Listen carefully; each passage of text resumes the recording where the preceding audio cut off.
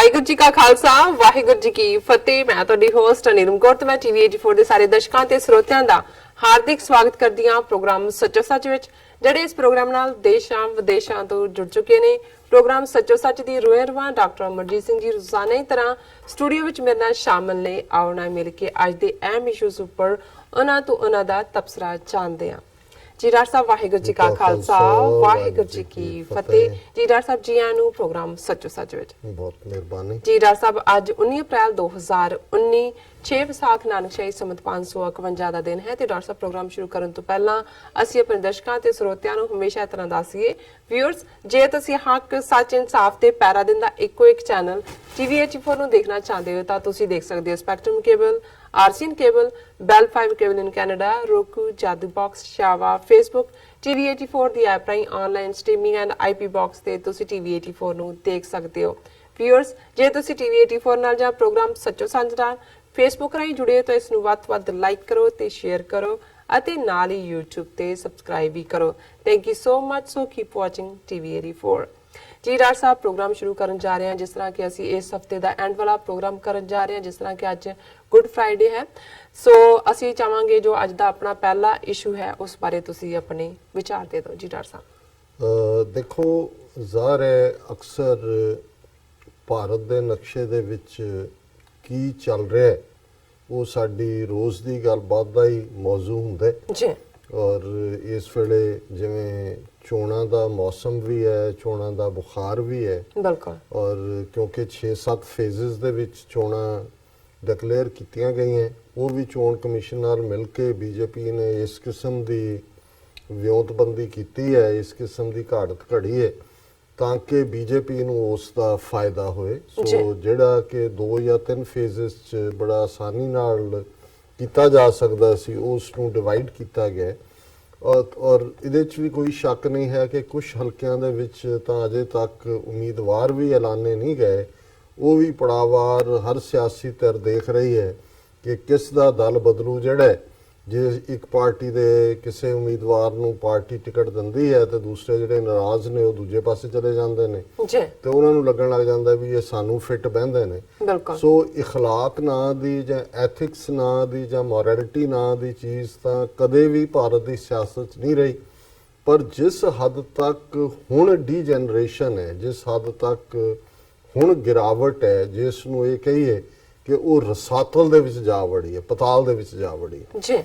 ਤੇ ਜੇ ਅਸੀਂ ਬੀਜੇਪੀ ਜਿਸ ਦਾ ਏਜੰਡਾ ਬੇਸ਼ੱਕ ਇਸ ਦੀ ਪੇਰੈਂਟ ਆਰਗੇਨਾਈਜੇਸ਼ਨ ਆਰਐਸਐਸ 1920 ਚ ਬਣੀ ਹਿੰਦੁਸਤਾਨ ਦੀ ਬੁਨਿਆਦ ਤੇ ਸੀ, ਪਰ ਇਸ 'ਚ ਕੋਈ ਸ਼ੱਕ ਨਹੀਂ ਹੈ ਕਿ 70ਵੇਂ ਜਾਂ 80ਵੇਂ 'ਚ ਵੀ ਜਦੋਂ ਅਸੀਂ ਸਟੂਡੈਂਟ ਲਾਈਫ ਦੇ ਵਿੱਚ ਸੀ, ਜਿਹੜੇ ਆਰਐਸਐਸ ਦੇ ਸਟੂਡੈਂਟ ਵਿੰਗ ਸੀ ਅਖਿਲ ਭਾਰਤੀ ਵਿਦਿਆਰਥੀ ਪਰਿਸ਼ਦ, ਹਾਲਾਂ ਬਹੁਤ ਸਾਰਿਆਂ ਦਾ ਜਿਹੜਾ ਦਾਇਰਾਕਾਰ ਉਹ ਡੀਏਵੀ ਕਾਲਜਾਂ ਜਾਂ ਸਕੂਲਾਂ ਤੱਕ ਹੀ ਸੀ, ਪਰ ਇਹ ਸੀ ਕਿ ਵੀ ਉਹਨਾਂ ਨੂੰ ਡੈਡੀਕੇਟਡ ਮੰਨਿਆ ਜਾਂਦਾ ਸੀ। ਭਾਵੇਂ ਉਹ ਹਿੰਦੂਤਵਾਦੀ ਆਈਡੀਓਲੋਜੀ ਨਾਲ ਜੁੜੇ ਹੋਏ ਸੀ, ਪਰ ਉਹਨਾਂ ਨੂੰ ਮੰਨਿਆ ਜਾਂਦਾ ਸੀ ਕਿ ਭਈ ਇਹ ਨਸ਼ੇ ਨਹੀਂ ਕਰਦੇ, ਇਮਾਨਦਾਰ ਨੇ, ਘੱਟੋ ਘੱਟ ਚੋਰ ਨਹੀਂ ਨੇ ਜਿਵੇਂ ਦੂਸਰੇ ਸਾਰੇ ਗਰੁੱਪਾਂ ਦੇ ਵਿੱਚ ਇੱਕ ਗੁੰਡਾ ਐਲੀਮੈਂਟ ਵੀ ਸੀ। ਸੋ ਇਹਨਾਂ ਦੀ ਜਿਹੜੀ ਹੋਂਦ ਹੈ ਉਹਨੂੰ ਸਾਫ਼ ਸੁਥਰਾ ਮੰਨਿਆ ਜਾਂਦਾ ਜੀ।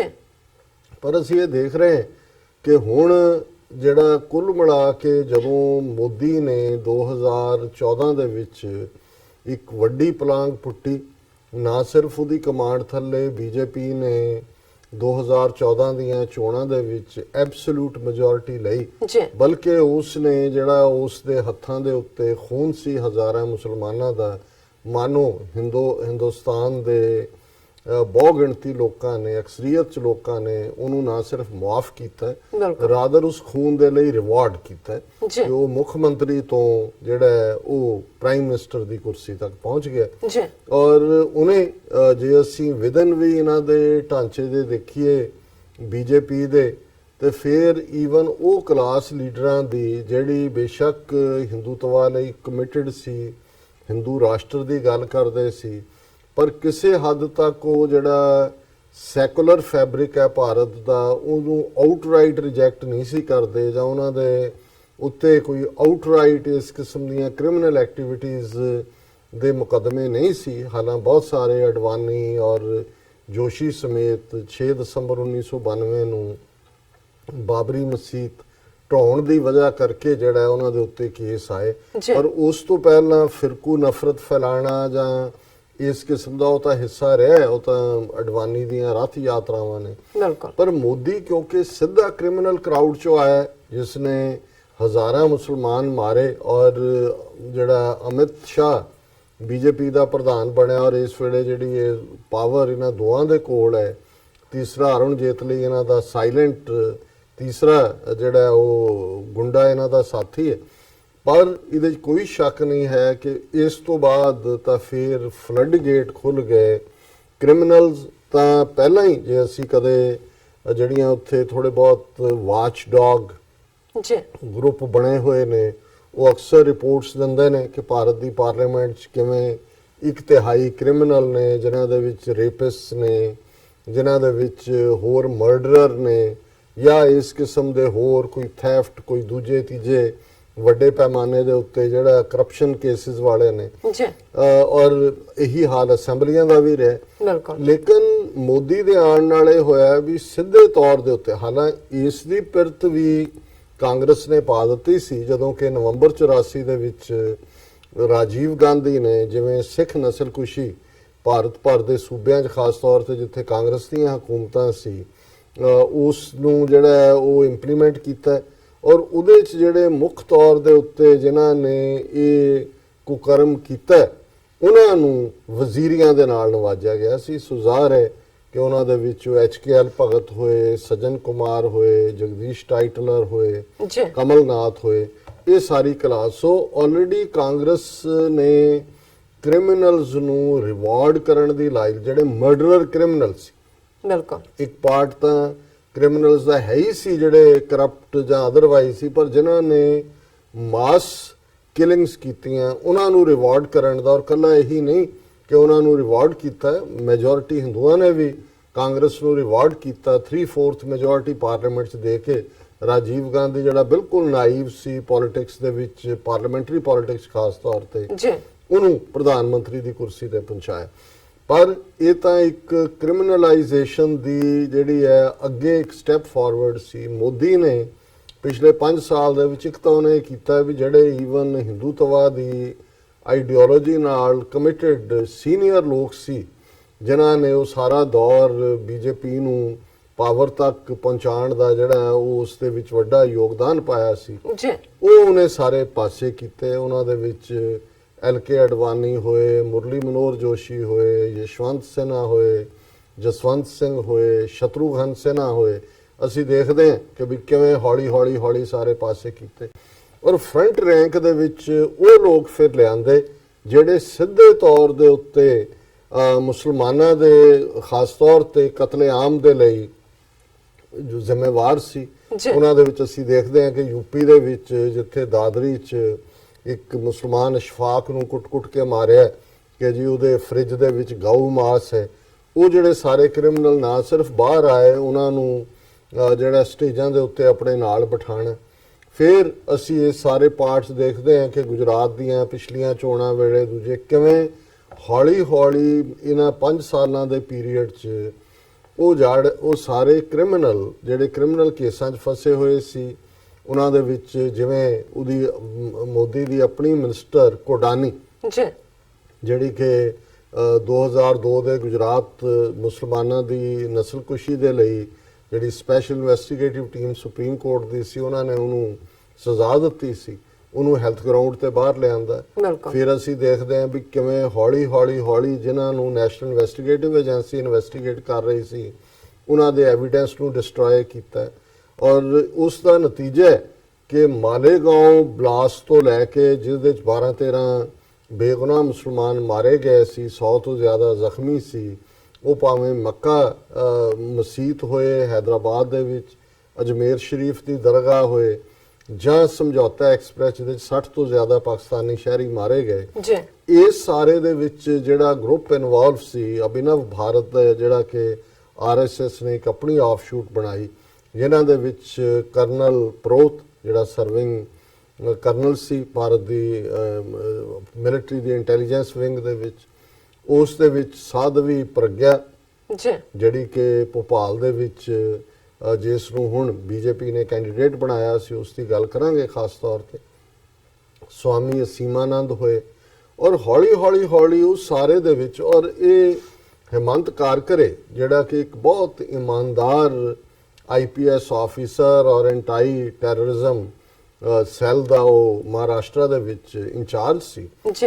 ਉਹਨੇ ਜਦੋਂ ਇਹ ਮਾਲੇਗਾਂਵ ਧਮਾਕੇ ਜਿਹੜੇ ਨੇ ਇਹ 2007 ਦੇ ਵਿੱਚ ਹੋਏ ਔਰ ਉਹਨੇ ਜਦੋਂ ਉਹਦੀ ਇਨਵੈਸਟੀਗੇਸ਼ਨ ਸ਼ੁਰੂ ਕੀਤੀ ਤੇ ਉਹਨੇ ਦੇਖਿਆ, ਹਾਲਾਂਕਿ ਇਸ ਕਿਸਮ ਦਾ ਪਹਿਲਾਂ ਵੀ ਹੁੰਦੇ ਰਹੇ ਸੀ ਔਰ ਸਾਰੇ ਕਦੇ ਭਾਰਤ ਵਿੱਚ ਕਿਸੇ ਨਾਮ ਨਿਹਾਦ ਸਿਮੀ ਨਾਂ ਦੀ ਆਰਗੇਨਾਈਜੇਸ਼ਨ ਕਿ ਜੀ ਇਸਲਾਮਿਕ ਮੂਵਮੈਂਟ ਆਫ ਇੰਡੀਆ ਉਸ ਦੇ ਨਾਲ ਜੋੜ ਦਿੱਤਾ ਜਾਂਦਾ ਸੀ, ਜਾਂ ਕਦੇ ਕਿਸੇ ਦਾਊਦ ਇਬਰਾਹਿਮ ਨਾਲ ਜੋੜ ਦਿੱਤਾ, ਕਿਸੇ ਹੋਰ ਨਾਲ ਜੋੜ ਦਿੱਤਾ ਜੀ।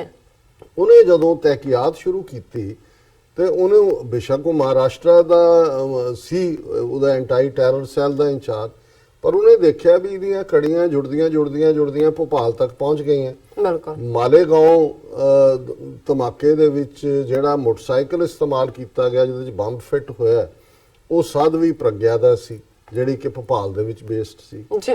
ਫਿਰ ਕਰਦੇ ਸਾਰੀ ਕੜੀ ਜਦੋਂ ਜੁੜ ਗਈ ਔਰ ਸਮਝੌਤਾ ਐਕਸਪ੍ਰੈਸ ਤੱਕ ਪਹੁੰਚਦਾ ਇਹ ਗੱਲ ਸਾਹਮਣੇ ਆਈ ਕਿ ਇਹ ਤਾਂ ਸਾਰਾ ਕੰਮ ਹੀ RSS ਦੀ ਇਸ ਅਭਿਨਵ ਭਾਰਤੀ ਆਰਗੇਨਾਈਜੇਸ਼ਨ ਦਾ ਹੈ। ਇਹ ਉਹ ਪੀਰੀਅਡ ਹੈ ਜਦੋਂ ਕਿ ਪੀ ਚਿਦੰਬਰਮ ਨੇ ਭਾਰਤੀ ਪਾਰਲੀਮੈਂਟ ਦੇ ਵਿੱਚ ਕਿਹਾ ਸੀ ਕਿ ਜਿਹੜੇ ਸਾਰੇ ਵਾਕਿਆ ਨੇ ਇਹ ਭਗਵਾ ਦਹਿਸ਼ਤਗਰਦੀ, ਸੈਫਰਨ ਟੈਰਰਾਈਜੇਸ਼ਨ ਔਰ ਟੈਰਰਿਜ਼ਮ ਇਹ ਲਫ਼ਜ਼ ਆਇਆ ਜੀ।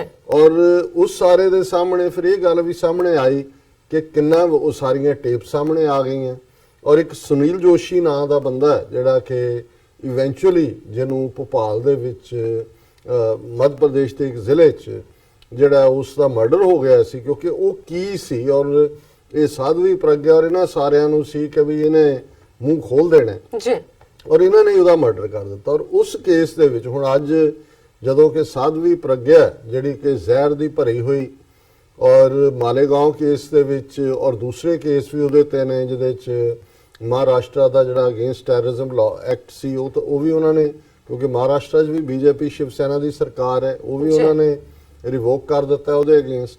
ਪਲੱਸ ਅਸੀਂ ਦੇਖਦੇ ਹਾਂ ਕਿ 8-9 ਸਾਲ ਤੋਂ ਜਿਹੜੀ ਸਜ਼ਾ ਭੁਗਤ ਰਹੀ ਸੀ, ਕੇਸ ਚੱਲ ਰਹੇ ਸੀ, ਉਹਨੂੰ ਹੈਲਥ ਗਰਾਊਂਡ ਦੇ ਉੱਤੇ ਬੇਲ ਆਊਟ ਕੀਤਾ ਗਿਆ ਕਿ ਜੀ ਉਹਦੀ ਸਿਹਤ ਠੀਕ ਨਹੀਂ ਰਹਿੰਦੀ ਔਰ ਫੌਰਨ ਉਹਨੂੰ ਜਿਹੜਾ ਭੋਪਾਲ ਸੀਟ ਜਿੱਥੋਂ ਕਿ ਦਿਗਵਿਜੇ ਸਿੰਘ ਕਾਂਗਰਸ ਨੇ ਨੋਮੀਨੇਟ ਕੀਤਾ ਹੈ ਉਸ ਦੇ ਬਰਾਬਰ BJP ਦਾ ਕੈਂਡੀਡੇਟ ਬਣਾ ਦਿੱਤਾ ਹੈ ਜੀ। ਔਰ ਜਿਹੜੀ ਗੱਲ ਅੱਜ ਸਾਰਾ ਦਿਨ ਮੀਡੀਆ ਦੇ ਵਿੱਚ ਚੱਲ ਰਹੀ ਹੈ, ਉਹਨੇ ਆਪਣੀ ਇੱਕ ਵੱਡੀ ਸਭਾ ਸਾਧਵੀ ਪ੍ਰਗਿਆ ਨੇ ਜਿਹੜੀ ਭੋਪਾਲ ਦੇ ਵਿੱਚ ਉਹਨੇ ਐਡਰੈਸ ਕੀਤੀ, ਉਹਦੇ 'ਚ ਉਹਨੇ ਜਿਹੜੇ ਲਫ਼ਜ਼ ਕਹੇ, ਹੁਣ ਜ਼ਾਹਰ ਹੈ ਕਿ ਹਿਮੰਤ ਕਾਰਕਰੇ ਜਿਹਨੇ ਇਹ ਸਾਰਾ RSS ਦਾ ਔਰ ਦਹਿਸ਼ਤਗਰਦੀ ਦਾ ਕਨੈਕਸ਼ਨ ਇਸ ਨੂੰ ਜੋੜਿਆ।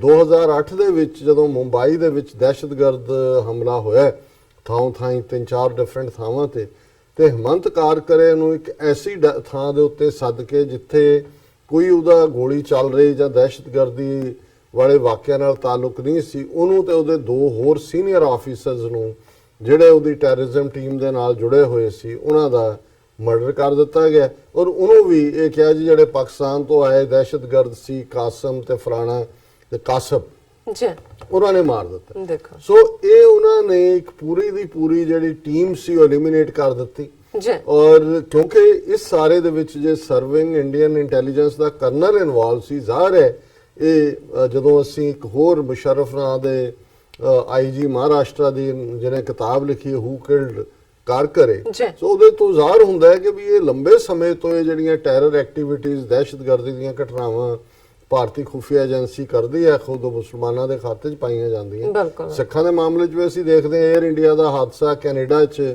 ਕਰਵਾ ਕੇ ਉਹਨੂੰ ਸਿੱਖਾਂ ਦੇ ਖਾਤੇ 'ਚ ਪਾਇਆ ਗਿਆ ਔਰ ਇਹ ਲਗਾਤਾਰਤਾ ਦੇ ਨਾਲ ਇਹਨਾਂ ਦਾ ਰਿਹਾ। ਪਰ ਹਿਮੰਤ ਕਾਰਕਰੇ ਦਾ ਮਰਡਰ ਜਿਹੜਾ ਬੜਾ ਸ਼ੌਕਿੰਗ ਸੀ, ਇੱਕ ਬਹੁਤ ਇਮਾਨਦਾਰ ਬੰਦਾ, ਪਰ ਉਹਨੂੰ ਇਹਨਾਂ ਨੇ ਸ਼ਹੀਦ ਵੀ ਬਣਾਇਆ, ਅਸ਼ੋਕ ਚੱਕਰ ਵੀ ਦਿੱਤਾ ਜਿਹੜਾ ਹਾਈਐਸਟ ਸਿਵਿਲੀਅਨ ਅਵਾਰਡ ਹੈ ਔਰ ਹਾਲਾਂਕਿ ਉਸ ਦੀ ਘਰਵਾਲੀ ਨੇ ਕਦੇ ਵੀ ਉਹਨੇ ਨਾ ਕੋਈ ਇਹਨਾਂ ਦੀ ਹਮਦਰਦੀ ਲਈ BJP ਵਾਲਿਆਂ ਦੇ, ਉਹ ਕੋਈ ਮਿਲਣ ਵੀ ਆਇਆ ਉਹਨੇ ਦਰਵਾਜ਼ੇ ਬੰਦ ਕਰ ਲਏ ਔਰ ਉਹਨੂੰ ਹਮੇਸ਼ਾ ਇਹ ਰਿਹਾ ਹੈ ਕਿ ਵੀ ਮੇਰੇ ਘਰ ਵਾਲੇ ਦਾ ਜਿਹੜਾ ਹੈ ਉਹ ਮਰਡਰ ਹੋਇਆ ਜੀ। ਔਰ ਬਾਅਦ ਦੇ ਵਿੱਚ ਉਹ ਵਿਚਾਰੀ ਇਕੱਲੀ ਕਾਰੀ ਕੈਂਸਰ ਦੇ ਨਾਲ ਮਰ ਗਈ। ਜੀ ਹੁਣ ਇਸ ਸਾਰੇ ਪੀਰੀਅਡ ਨੂੰ ਅਸੀਂ ਜਦੋਂ ਦੇਖਦੇ ਹਾਂ, ਅੱਜ ਹੇਮੰਤ ਕਾਰਕਰੇ ਜਾਂ ਇਹ ਕਹਾਣੀ ਕਿਉਂ ਭਾਰਤ ਦੇ ਮੀਡੀਆ 'ਚ ਅੱਜ ਘੁੰਮ ਰਹੀ ਹੈ ਕਿ ਸਾਧਵੀ ਪ੍ਰਗਿਆ ਨੂੰ, ਕਿਉਂਕਿ ਹੇਮੰਤ ਕਾਰਕਰੇ ਨੇ ਉਸ ਸਾਰੇ ਦੇ ਵਿੱਚ ਜਿਹੜਾ ਉਹ ਮੁੱਖ ਤੌਰ ਦੇ ਉੱਤੇ ਫੜਿਆ ਸੀ, ਪਹਿਲੀ ਇਨਵੈਸਟੀਗੇਸ਼ਨ ਉਹਨੇ ਕੀਤੀ ਔਰ ਫਿਰ ਉਸੇ ਹੀ ਸੁਨੀਲ ਜੋਸ਼ੀ ਦਾ ਮਰਡਰ ਵੀ ਹੋਇਆ, ਜਿਹੜਾ ਕਿ ਕੀ ਸੀ ਔਰ ਜਿਸ ਤੋਂ ਬਹੁਤ ਸਾਰੀਆਂ ਟੇਪਾਂ ਵੀ ਬਰਾਮਦ ਸੀ। ਔਰ ਮੈਂ ਉਹਨਾਂ ਟੇਪਾਂ ਦੇ ਕੁਝ ਹਿੱਸਿਆਂ ਨੂੰ ਸੁਣਿਆ ਵੀ ਹੈ ਜਿਹੜੇ ਕਿ ਪਬਲਿਕ ਡੋਮੇਨ 'ਚ ਆਏ ਕਿ ਕਿਵੇਂ ਸਾਧਵੀ ਪ੍ਰਗਿਆ ਹਰ ਮੀਟਿੰਗ ਦਾ ਹਿੱਸਾ ਸੀ। ਉਹਦੇ 'ਚ ਕਰਨਲ ਪ੍ਰੋਥ ਕੀ ਕਹਿੰਦਾ ਹੈ, ਸੀਮਾਨੰਦ ਕੀ ਕਹਿੰਦਾ ਹੈ, ਪਰ ਭੋਪਾਲ ਦੀ ਉਸ ਰੈਲੀ ਦੇ ਵਿੱਚ ਜੋ ਇਸ ਕ੍ਰਿਮੀਨਲ ਟੈਰਰਿਸਟ ਸਾਧਵੀ ਪ੍ਰਗਿਆ ਨੇ ਕਿਹਾ, ਉਹਨੇ ਕਿਹਾ ਕਿ ਮੈਨੂੰ ਉਹ ਹੁਣ ਹੇਮੰਤ ਕਾਰਕਰੇ ਦੇ ਉੱਤੇ ਕਮੈਂਟ ਕਰ ਰਹੀ ਹੈ, मैंने कहा तेरा ਹੇਮੰਤ ਕਾਰਕਰੇ ਸਰਵਨਾਸ਼ ਹੋਗਾ। ਹੁਣ ਉਹਨਾਂ ਨੂੰ ਦੱਸ ਰਹੀ ਹੈ ਲੋਕਾਂ ਨੂੰ ਕਿ ਮੇਰੇ 'ਚ ਕਿੰਨੀ ਸਪਿਰਿਚੁਅਲ ਪਾਵਰ ਵੀ ਹੈ, ਮੈਂ ਸਾਧਵੀ ਹੈ ਔਰ ਮੈਂ ਜੋ ਮੂੰਹ ਕੱਢਾਂ ਉਹ ਸੱਤ ਸਾਬਤ ਹੁੰਦਾ ਹੈ। ਔਰ ਇਹ ਐਗਜ਼ੈਕਟ ਉਹਦੇ ਲਫ਼ਜ਼ ਨੇ, मैंने कहा तेरा हेमंत कारकरे सर्वनाश होगा, जिस दिन मैं गई थी उस दिन इसके सूतक लग गया था। ਹੁਣ सूतक ਕੀ ਹੈ? ਇੰਪਿਓਰਿਟੀ, ਇਲੋਮਨ। ਹੁਣ ਇੰਪਿਓਰਿਟੀ ਤਾਂ ਹੁੰਦੀ ਹੈ ਜਦੋਂ ਇਹ ਬ੍ਰਾਹਮਣ ਦਾ ਸੂਤਕ ਘਰੇਲੂ ਚ ਹੁੰਦਾ ਹੈ, ਜਦੋਂ ਅਸੀਂ ਬਾਣੀ ਚ ਪੜ੍ਹਦੇ ਹਾਂ, ਜੇਕਰ ਸੂਤਕ ਮੰਨੀਐ ਸਭ ਤੇ ਸੂਤਕ ਹੋਏ, ਗੋਹੇ ਅਤੇ ਲੱਕੜੀ ਅੰਦਰ ਕੀੜਾ ਹੋਏ, ਜੇਤੇ ਦਾਣੇ ਅੰਨ ਕੇ ਜੀਆਂ ਬਾਜ ਨਾ ਕੋਏ, ਪਹਿਲਾ ਪਾਣੀ ਜਿਉ ਹੈ ਜਿਤ ਹਰਿਆ ਸਭ ਕੋਏ। ਸੂਤਕ ਕਿਉਂ ਕਰ ਮੰਨੀਐ ਸੂਤਕ ਪਵੈ ਰਸੋਏ, ਨਾਨਕ ਸੂਤਕ ਏਵ ਨਾ ਉਤਰੈ ਗਿਆਨ ਉਤਾਰੇ ਤੋਏ। ਹੁਣ ਇਹ ਜਿਹੜਾ ਬ੍ਰਾਹਮਣਵਾਦ ਦਾ ਇੰਪਿਓਰਿਟੀ ਕਿ ਵੂਮਨ ਨੂੰ ਇੰਪਿਓਰ ਬਣਾਇਆ ਹੋਇਆ ਸੀ, ਖਾਸ ਤੌਰ ਤੇ ਬੱਚਾ ਜੰਮਣ ਤੋਂ ਬਾਅਦ ਤਾਂ ਬਿਲਕੁਲ ਹੀ ਉਹਨੂੰ ਕਿਸੇ ਦੇ ਨੇੜੇ ਨਹੀਂ ਸੀ ਲੱਗਣ ਦਿੱਤਾ ਜਾਂਦਾ। ਤੇ ਗੁਰੂ ਸਾਹਿਬ ਨੇ ਕਿਹਾ ਸੀ ਕਿ ਭਾਈ ਇਹ ਤਾਂ ਜਿਹੜੀ ਤੁਸੀਂ ਚੌਂਕੇ 'ਚ ਵੀ ਨਹੀਂ ਉਹਨੂੰ ਵੜਨ ਦਿੰਦੇ, ਜਿਹੜਾ ਗੋਹਾ ਤੁਸੀਂ ਬਾਲ ਰਹੇ ਹੋ ਲੱਕੜੀ ਹੈ, ਉਹਦੇ ਅੰਦਰ ਵੀ ਕੀੜੇ ਨੇ। ਔਰ ਇਹ ਜਿਹੜਾ ਗਿਆਨ ਹੈ ਇਹ ਧੋਂਦਾ ਹੈ, ਹੋਰ ਕੋਈ ਇੰਪਿਓਰ ਨਹੀਂ ਹੈ। ਹੁਣ ਇਹ ਟਰਮ ਜਦੋਂ ਮੈਂ ਸੂਤਕ ਦੇਖੀ, ਮੈਂ ਕਿਹਾ ਉਹਨੂੰ ਅਪਸ਼ਗਨ ਕਹਿ ਰਹੀ ਹੈ ਕਿ ਮੈਂ ਮੇਰੇ ਮੂੰਹੋਂ ਜੋ ਨਿਕਲਿਆ ਉਹਨੇ ਉਹਦਾ ਸਰਵਨਾਸ਼ ਕਰਤਾ। ਉਹਨੇ ਕਿਹਾ ਜੀ, मैंने कहा तेरा हेमंत कारकरे सर्वनाश होगा, जिस दिन मैं गई थी उस दिन इसके सूतक लग गया था, और उसके 1.25 महीने में जिस दिन आतंकवादियों ने उसको मारा उस दिन उसका अंत हुआ, और exactly 40 days when terrorists killed him सूतक ended। ਉਹ ਇੱਕ ਤਾਂ ਆਪਣੇ ਆਪ ਨੂੰ ਮਹਾਂਪੁਰਖ 40 ਦਿਨਾਂ ਬਾਅਦ, ਹੁਣ ਉਸਦੇ ਇਸ ਬਿਆਨ ਤੋਂ ਬਾਅਦ ਇੰਡੀਅਨ ਪੁਲਿਸ ਆਫੀਸਰਸ ਐਸੋਸੀਏਸ਼ਨ ਨੇ ਪਹਿਲਾ ਕੀਤਾ, ਉਹਨੇ ਕਿਹਾ ਜੀ ਉਹ ਸ਼ਹੀਦ ਹੈ, ਉਹਨੂੰ ਤੁਸੀਂ ਅਸ਼ੋਕ ਚੱਕਰ ਦਿੱਤਾ ਹੋਇਆ ਹੈ। ਇਹ ਜਿਹੜੀ ਇੱਕ ਕ੍ਰਿਮੀਨਲ ਹੈ ਇਹ ਕਹਿ ਰਹੀ ਹੈ ਕਿ ਜੀ ਇਹ ਤਾਂ ਮੇਰਾ ਸਰਾਫ ਲੱਗਾ, ਮੈਂ ਤਾਂ ਸੂਤਕ ਲਾਤਾ ਉਹਦੇ ਪਿੱਛੇ 40 ਦਿਨਾਂ ਦੇ ਵਿੱਚ। ਜਿੱਦਣ ਮੈਨੂੰ ਜੇਲ੍ਹ ਗਈ ਤੇ ਜਿੱਦਣ ਉਹਨੂੰ ਮਾਰਿਆ 40 ਦਿਨਾਂ 'ਚ ਸੂਤਕ ਹੋ ਗਿਆ ਪੂਰਾ, ਔਰ ਉਹਦਾ ਅੰਤ ਹੋ ਗਿਆ। ਔਰ ਤੁਸੀਂ ਬੀਜੇਪੀ ਦਾ ਦੇਖੋ, ਬੀਜੇਪੀ ਕਹਿੰਦੇ ਨਹੀਂ ਜੀ ਅਸੀਂ ਤਾਂ ਉਹਨੂੰ ਸ਼ਹੀਦ ਮੰਨਦੇ ਹਾਂ, ਪਰ ਇਹਨੇ ਵਿਚਾਰੀ ਨੇ ਬਹੁਤ ਫਿਜ਼ੀਕਲ ਮੈਂਟਲ ਟਾਰਚਰ ਸਹਾਰਿਆ, ਇਸ ਲਈ ਜਿਹੜਾ ਉਹਨੇ ਕਿਹਾ ਉਹਦਾ ਪਰਸਨਲ ਓਪੀਨੀਅਨ ਹੋ ਸਕਦਾ। ਸੋ ਅਸੀਂ ਇਹ ਸਮਝਦੇ ਹਾਂ, ਔਰ ਇਹ ਗੱਲ ਮੈਂ ਅਕਸਰ ਰਿਪੀਟ ਕਰਦਾ, ਜਦੋਂ ਵਿੰਸਟਨ ਚਰਚਲ ਨੇ ਜਦੋਂ 2000 ਜਦੋਂ ਸੈਕੰਡ ਵਰਲਡ ਵਾਰ ਖਤਮ ਹੋਇਆ 1945 ਚ, ਉਸ ਤੋਂ ਇੱਕਦਮ ਬਾਅਦ ਬ੍ਰਿਟਿਸ਼ ਹਾਊਸ ਆਫ ਕਾਮਨਸ ਦੇ ਵਿੱਚ ਕੰਜ਼ਰਵੇਟਿਵ ਪਾਰਟੀ ਹਾਰ ਗਈ, ਲੇਬਰ ਪਾਰਟੀ ਦੀ ਹਕੂਮਤ ਸੀ। ਮਿਸਟਰ ਐਟਲੀ ਨੇ ਫਰੀडम ਆਫ ਇੰਡੀਆ ਬਿੱਲ ਪੇਸ਼ ਕੀਤਾ ਔਰ ਚਰਚਲ ਨੇ ਉਹਦਾ ਵਿਰੋਧ ਕੀਤਾ ਕਿ ਵੀ ਇਹਨਾਂ ਨੂੰ ਨਹੀਂ ਆਜ਼ਾਦੀ ਦੇਣੀ ਚਾਹੀਦੀ। ਔਰ ਉਹਦੇ ਜਿਹੜਾ ਉਹਦਾ ਇਤਰਾਜ਼ ਸੀ, ਉਹਨੇ ਕਿਹਾ ਵੀ ਇਹ ਜਿਹੜੀ ਸਾਰੀ ਲੀਡਰਸ਼ਿਪ ਹੈ ਇਹ ਜਿਹੜੀ ਬੰਚ ਆਫ ਕ੍ਰਿਮੀਨਲਸ ਨੇ, ਬੂਟਲੈਗਰਸ ਨੇ, ਰਾਸਕਲਸ ਨੇ, ਕਿ ਬਦਮਾਸ਼ ਲਟੇਰੇ ਦੂਜੇ ਇਹ ਨੇ ਮੈਨ ਆਫ ਸਟਰਾ। ਉਹਨੇ ਕਿਹਾ ਕੱਖੋਂ ਹੌਲੇ ਲੋਕ, ਕਿ ਜੇ ਇਹਨਾਂ ਦੇ ਹੱਥ 'ਚ ਪਾਵਰ ਆਏਗੀ ਲੱਖਾਂ ਲੋਕਾਂ ਦਾ ਜਿਹੜਾ ਖੂਨ ਹੈ, ਉਹਨਾਂ ਨੇ ਕਿਹਾ ਮਿਸਟਰ ਐਟਲੀ ਉਹ ਤੇਰੇ ਸਿਰ ਤੇ ਹੋਏਗਾ। ਔਰ ਮੈਂ ਇਹ ਦੇਖਦਾ ਵੀ ਉਹਨੇ ਤਾਂ ਚਰਚਲ ਨੇ ਬੂਟਲੈਗਰਸ, ਰਾਸਕਲਸ, ਮੈਨ ਆਫ ਸਟਰਾ ਕਿਹਾ। ਸ਼ਾਇਦ ਇਹ ਚਰਚਲ ਨੂੰ ਵੀ ਨਹੀਂ ਸੀ ਪਤਾ ਕਿ ਕ੍ਰਿਮੀਨਲ ਔਰ ਇਹ ਬੂਟਲੈਗਰ ਰਾਸਕਲ ਤਾਂ ਰੂਲ ਕਰਨਗੇ, ਪਰ ਟੈਰਰਿਸਟ ਜਿਹੜੇ ਨੇ ਉਹ ਰੂਲਰ ਹੋਣਗੇ ਜਿਹੜੇ ਸਿੱਧੇ ਤੌਰ ਤੇ ਟੈਰਰਿਜ਼ਮ ਦੇ ਵਿੱਚ ਇਨਵੋਲਵ ਨੇ। ਅੱਜ ਸਾਧਵੀ ਪ੍ਰਗਿਆ ਜਿਸ ਦੇ ਹੱਥਾਂ ਦੇ ਉੱਤੇ ਜਿਹੜਾ ਉਹ ਕਿੰਨਿਆਂ ਦਾ ਖੂਨ ਹੈ। ਤੇ ਬਿਲਕੁਲ। ਤੁਸੀਂ ਮਾਲੇਗਾਂਵ ਤੋਂ, ਇਹ ਤਾਂ ਉਹ ਕੇਸ ਨੇ ਜਿਨ੍ਹਾਂ ਦੀ ਮਾੜੀ ਮੋਟੀ ਇਨਵੈਸਟੀਗੇਸ਼ਨ ਹੋਈ। ਹੋਰ ਕਿੰਨੇ ਵਾਕਿਆ ਭਾਰਤ ਦੇ ਵਿੱਚ ਵਾਪਰੇ ਨੇ, ਕਿਹਦੇ ਪਿੱਛੇ ਕੌਣ ਹੈ। ਜੀ। ਔਰ ਈਵਨ ਹੁਣ ਜਦੋਂ ਕਿ ਮੋਦੀ ਔਰ ਸਾਰੇ ਕਹਿ ਰਹੇ ਨੇ ਜੀ ਕਾਂਗਰਸ ਨੇ ਖਾਮਖਾ ਸਾਨੂੰ ਜਿਹੜਾ ਉਹ ਭਗਵਾ ਦਹਿਸ਼ਤਗਰਦੀ ਕਹਿ ਕੇ ਬਦਨਾਮ ਕੀਤਾ, ਹਿੰਦੂ ਧਰਮ ਸਾਡਾ ਪੀਸਫੁਲ ਧਰਮ ਹੈ। ਔਰ ਅੱਜ ਹੀ ਮੈਂ ਇੱਕ ਸਟੋਰੀ ਦੇਖ ਰਿਹਾ ਸੀ ਕਿ ਸਾਧਵੀ ਪ੍ਰਗਿਆ ਵਾਸ ਫਸਟ ਅਰੈਸਟਡ ਇਨ ਟੈਰਰ ਕੇਸ ਬਾਈ ਬੀਜੇਪੀ ਗਵਰਨਮੈਂਟ ਨਾਟ ਕਾਂਗਰਸ। ਕਿ ਇਹ 23 ਸਤੰਬਰ 2008 ਨੂੰ ਸ਼ਿਵਰਾਜ ਸਿੰਘ ਚੌਹਾਨ ਜਿਹੜਾ ਬੀਜੇਪੀ ਦਾ ਚੀਫ ਮਿਨਿਸਟਰ ਸੀ ਮੱਧ ਪ੍ਰਦੇਸ਼ ਦੇ ਵਿੱਚ, ਜੀ ਉਹਨੇ ਸੁਨੀਲ ਜੋਸ਼ੀ ਜਿਹੜਾ ਕੀ ਮੈਨ ਸੀ ਔਰ ਆਰਐਸਐਸ ਨੇ ਉਹਨੂੰ ਮਰਵਾਤਾ। ਜੇ ਇਹਨੇ ਜ਼ੁਬਾਨ ਖੋਲੀ ਤੇ ਫਿਰ ਉਦੋਂ ਤੁਸੀਂ ਜਦੋਂ ਇਹ ਹਿਮੰਤ ਕਾਰਕਰੇ ਇਨਵੈਸਟੀਗੇਟ ਕਰ ਰਿਹਾ ਸੀ ਉਦੋਂ ਇਹਨਾਂ ਦੀਆਂ ਸ਼ਕਲਾਂ ਦੇਖਣ ਵਾਲੀਆਂ ਸੀ, ਅਡਵਾਨੀ ਦੀਆਂ, ਸੁਦਰਸ਼ਨ ਦੀਆਂ ਜਿਹੜਾ ਆਰਐਸਐਸ ਮੁਖੀ ਸੀ, ਔਰ ਇਹਨਾਂ ਸਾਰਿਆਂ ਦੀਆਂ, ਕਿਉਂਕਿ ਸਾਰੇ ਹੀ ਕਿਸੇ ਨਾ ਕਿਸੇ ਲੈਵਲ ਤੇ ਇਨਵੋਲਵ ਸੀ।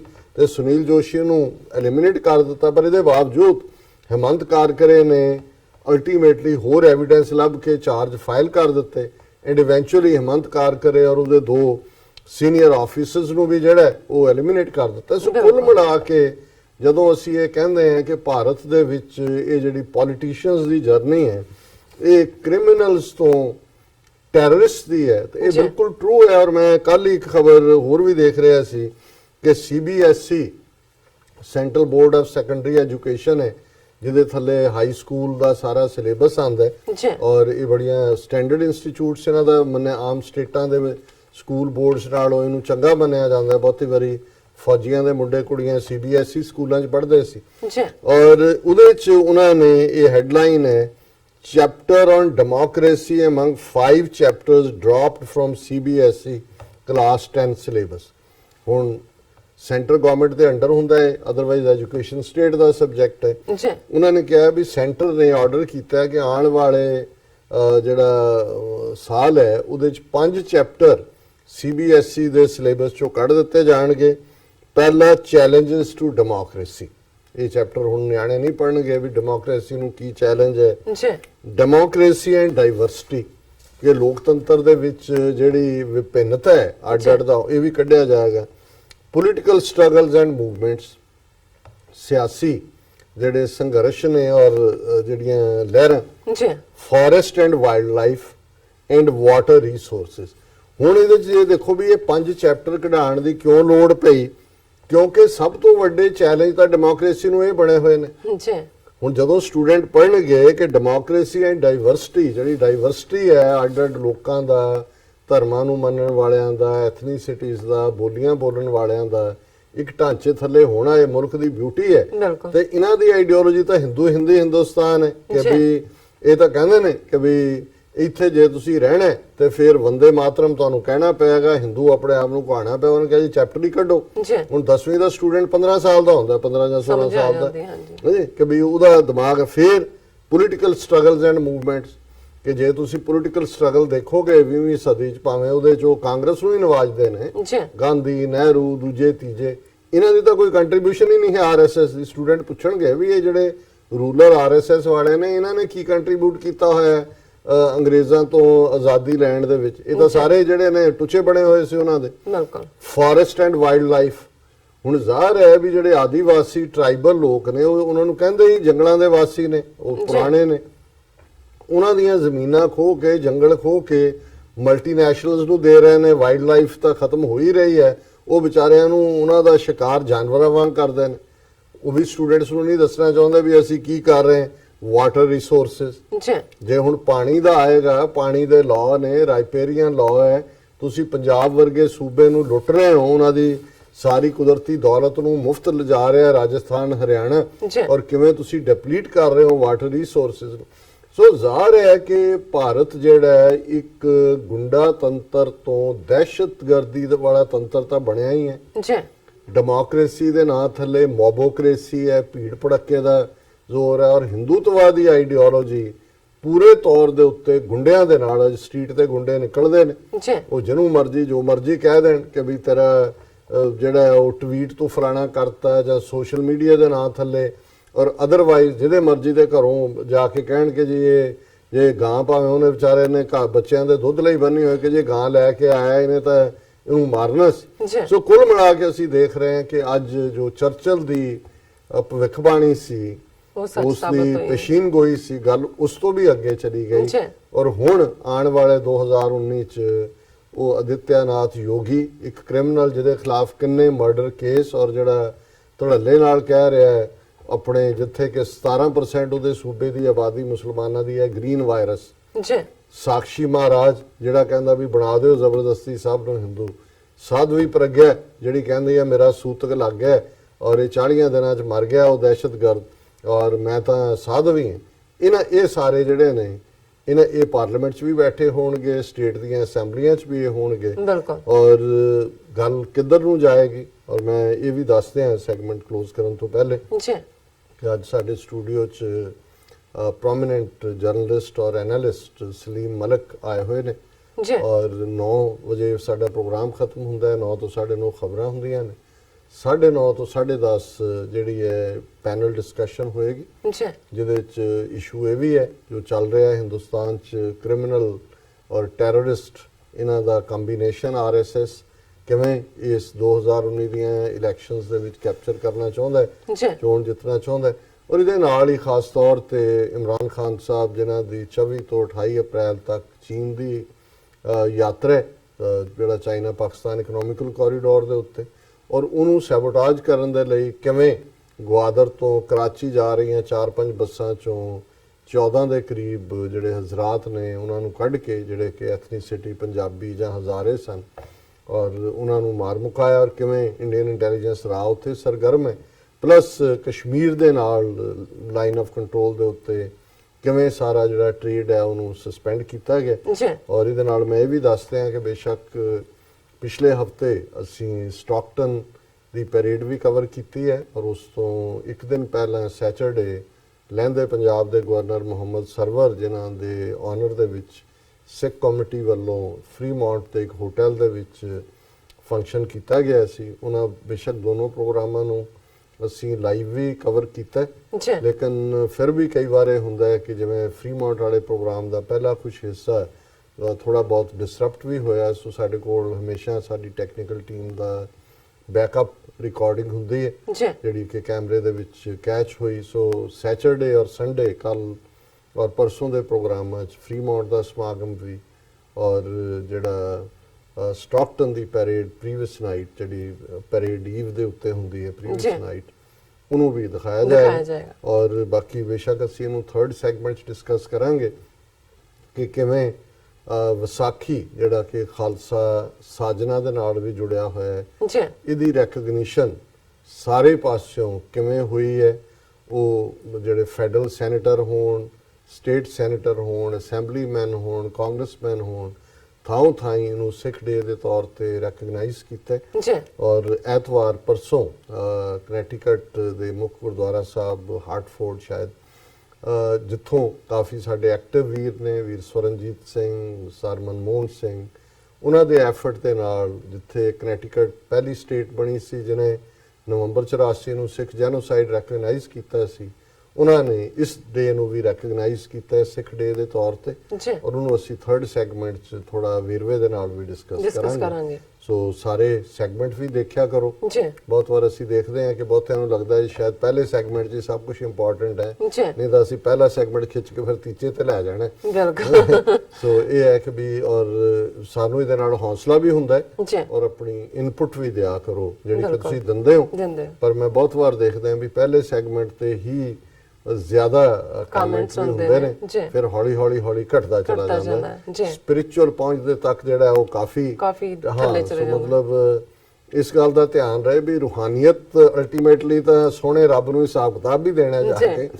ਸੋ ਰੂਹਾਨੀਅਤ ਵੀ ਉਨੀ ਇੰਪੋਰਟੈਂਟ। ਔਰ ਮੇਰੀ ਇਹ ਕੋਸ਼ਿਸ਼ ਹੁੰਦੀ ਹੈ ਜਦੋਂ ਤੋਂ ਖਾਸ ਤੌਰ ਤੇ ਸਾਡੀ ਕਾਫੀ ਵਿਊਅਰਸ਼ਿਪ ਪਾਕਿਸਤਾਨੀ ਭੈਣਾਂ ਭਰਾਵਾਂ ਦੀ ਹੈ ਕਿ ਉਹ ਹੀ ਬੇਸ਼ੱਕ ਵਿਚਾਰ ਗੁਰਬਾਣੀ ਦੀ ਹੁੰਦੀ ਹੈ ਜਾਂ ਸ਼ਬਦ ਦੀ ਹੁੰਦੀ ਹੈ, ਲੇਕਿਨ ਇਸਲਾਮਿਕ ਪਰਸਪੈਕਟਿਵ ਜਿਹੜਾ ਹੈ ਉਸ ਦੇ ਉੱਤੇ ਵੀ ਅਸੀਂ ਜਿਹੜਾ ਹੈ ਉਹ ਜ਼ਰੂਰ ਕੰਮ ਕੀਤਾ ਹੁੰਦਾ ਹੈ। ਔਰ ਸਾਡਾ ਹੁੰਦਾ ਹੈ ਕਿ ਆਪਣੇ ਦਰਸ਼ਕਾਂ ਤੱਕ ਜਿਹੜੀ ਜੀਵਨ ਦੀ ਹਕੀਕਤ ਹੈ ਉਸ ਨੂੰ। ਰੂਹਾਨੀਅਤ ਅਲਟੀਮੇਟ ਹਕੀਕਤ ਹੈ। ਜੀ ਬਾਕੀ ਤਾਂ ਅੱਜ ਖਬਰਾਂ ਹੋਰ ਨੇ, ਕੱਲ ਹੋਰ ਨੇ, ਇਹ ਆਉਣ ਜਾਣ ਵਾਲਾ ਹੈ। ਬਿਲਕੁਲ। ਸਾਡੇ ਤੋਂ ਪਹਿਲਾਂ ਵੀ ਖਬਰਾਂ ਬਣਦੀਆਂ ਸੀ, ਫਿਰ ਵੀ ਬਣਦੀਆਂ ਜੀ ਰਹਿਣੀਆਂ, ਪਰ ਜਿਹੜਾ ਜ਼ਿੰਦਗੀ ਦਾ ਅਸਲ ਮਕਸਦ ਹੈ ਉਹ ਤਾਂ ਰੱਬ ਨਾਲ ਜੁੜਨਾ ਹੈ, ਰੱਬ ਨੂੰ ਪਾਣਾ ਹੈ ਔਰ ਆਪਣੇ ਈਮਾਨ ਨੂੰ ਕਾਇਮ ਰੱਖਣਾ। ਜੀ ਰਾਜ ਸਾਹਿਬ, ਬਹੁਤ ਬਹੁਤ ਸ਼ੁਕਰੀਆ। ਤੁਸੀਂ ਸਾਡੇ ਨਾਲ, ਸਾਡੇ ਦਰਸ਼ਕਾਂ ਨਾਲ ਜਿਹੜਾ ਪਹਿਲਾ ਇਸ਼ੂ ਹੈ ਉਹ ਡਿਸਕਸ ਕੀਤਾ। ਇੱਥੇ ਲੈਣੇ ਆਪਣੇ ਪੇਜ ਤੋਂ ਪਹਿਲਾਂ ਅਸੀਂ ਆਪਣੇ ਦਰਸ਼ਕਾਂ ਤੇ ਸਰੋਤਿਆਂ ਨੂੰ ਅਪੀਲ ਤੇ ਬੇਨਤੀ ਕਰਦੀ ਹਾਂ, ਅਸੀਂ ਉਹਨਾਂ ਸਾਰੇ ਦਰਸ਼ਕਾਂ ਦਾ ਬਹੁਤ ਬਹੁਤ ਸ਼ੁਕਰੀਆ ਅਦਾ ਕਰਦੇ ਹਾਂ ਜਿਹੜੇ ਕਿ ਪਿਛਲੇ 6 ਸਾਲਾਂ ਤੋਂ